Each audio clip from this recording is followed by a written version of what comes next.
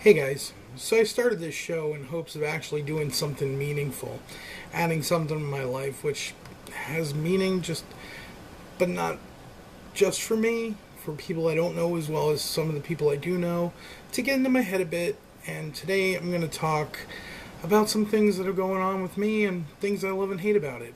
So here we go.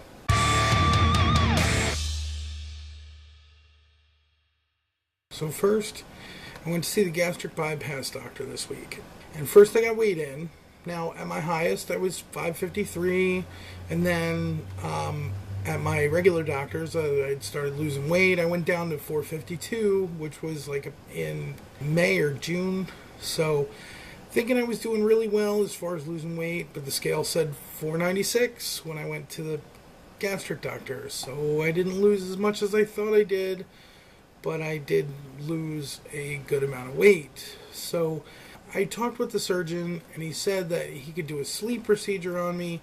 And I thought the sleeve is where they put a sleeve over your stomach, like a thing that goes around your stomach, and it pushes the stomach into a small pouch. And really, I didn't want anything foreign into my body that would require surgery at a later date to open me up and take it out. But this is a new kind of sleeve. It takes your stomach and removes the bottom area, leaving a sleeve section of your stomach, which is small, and it also gets rid of a good portion of the original sized stomach.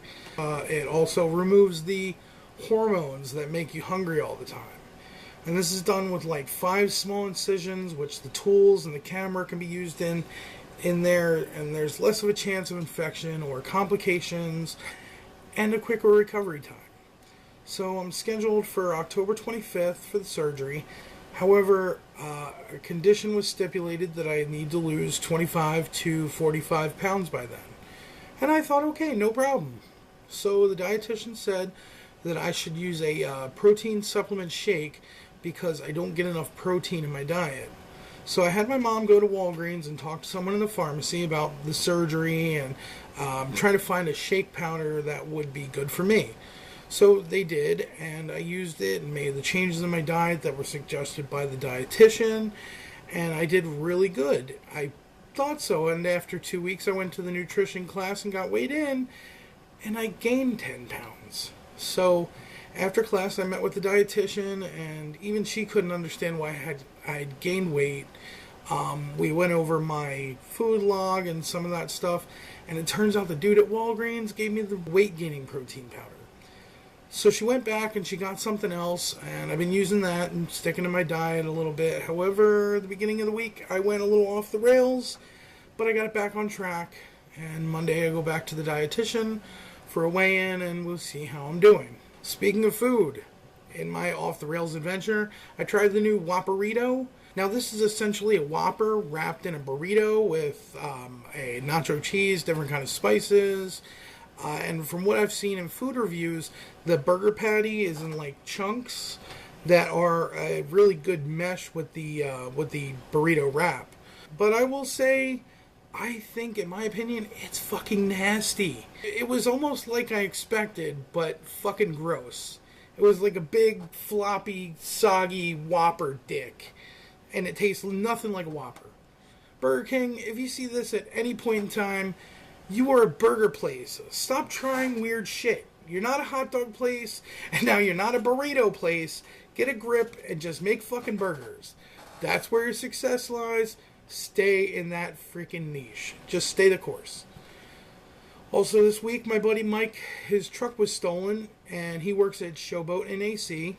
They closed down, and someone reopened it as a hotel only without a casino.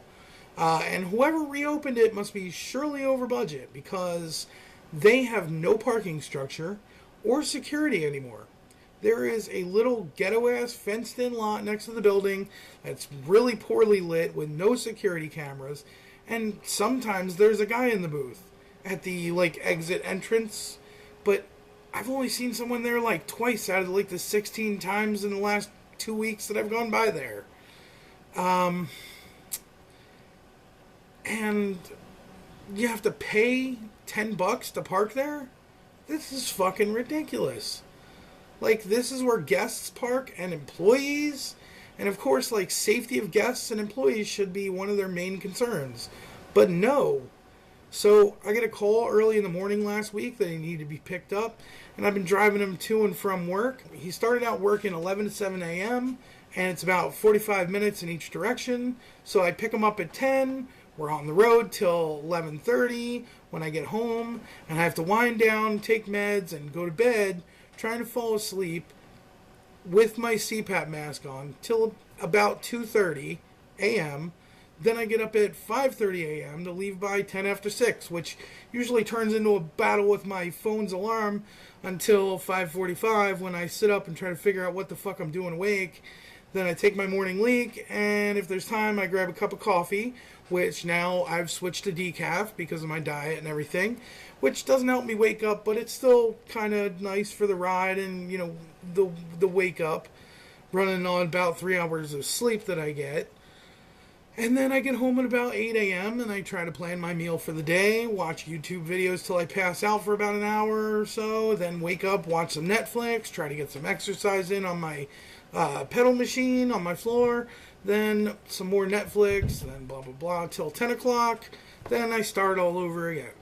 Needless to say, it sucks, but I don't mind it because he helps me out and I help him out. Then I've talked about my child support stuff before, I'm sure. So I had until the 15th to get a note from my doctor stating that I'm unable to work, why, and for how long. Well, my doctor refused, saying she has no reason to discharge me from work. Now, the last time she filled out a Med 1 form,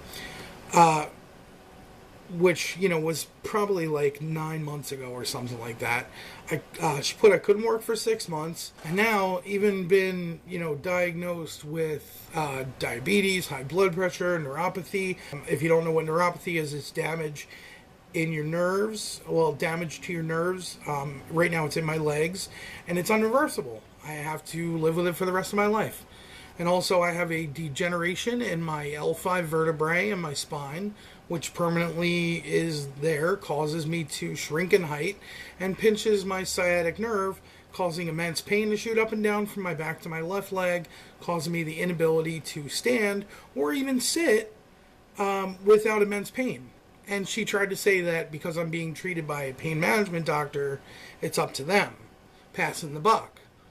The pain doctor said the same thing, but back to my primary doctor. So nobody wants to take responsibility.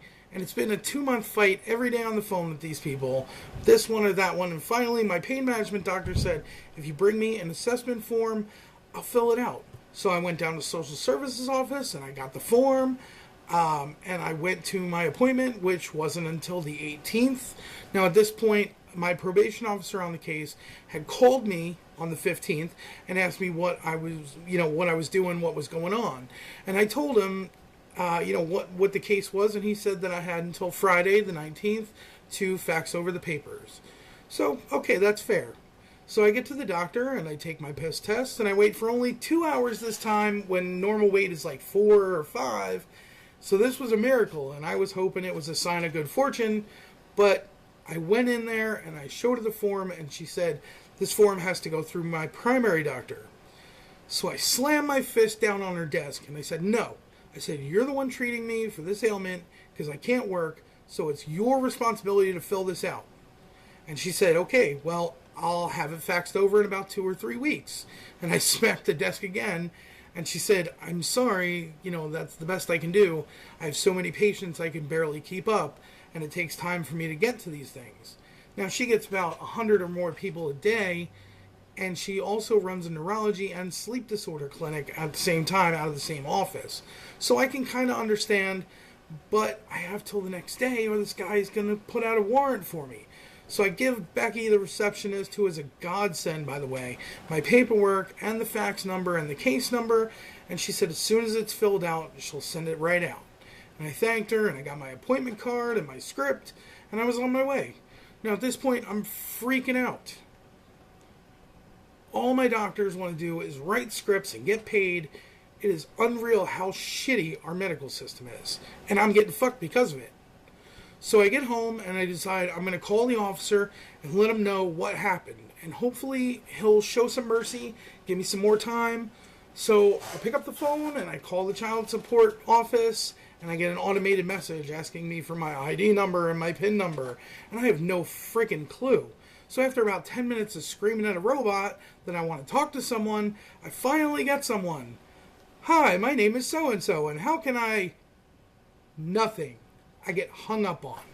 At this point, I go into complete freaking freak out, and I start screaming, and I smash the phone on my desk, and my poor mother comes out and says, "Are you okay? What's going wrong?"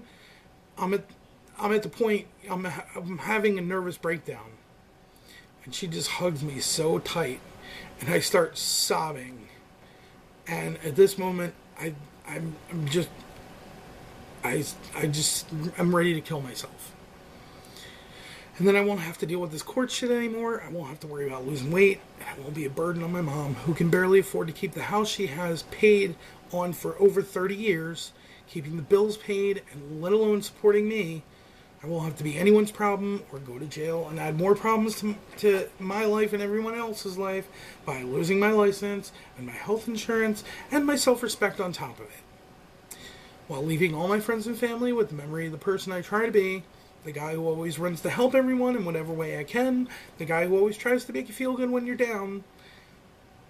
But then my mom said this, as she held on to me for dear life: "If something happened to you, I don't know what I would do.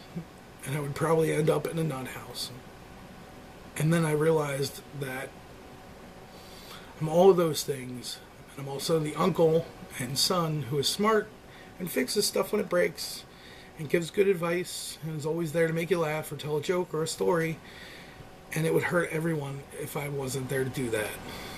And damn it, if it wasn't for all the people that it would hurt, I would just fucking do it. Maybe I need help, but for now, I'll do it for everyone that needs me.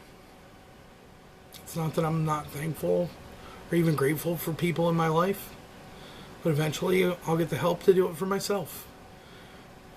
And maybe till then, I'll just enjoy the little things I can, the little high notes. And so after calming down, I got back on the phone. I got hung up on again, but I stayed calm and finally got through, and I left a message, and luckily the officer called me back and I explained the situation, and he gave me until the second week in September, and if not, he said he would call me. So I have a little wiggle room, a little room to breathe. For now, this will be a high note. It's not great, but I'll take it. Also, Mike got his truck back. His friend is working on it, and he will have it back sometime this week.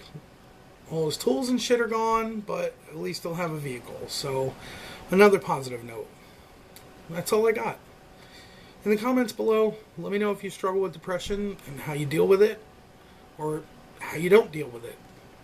And I'll see you guys on Wednesday.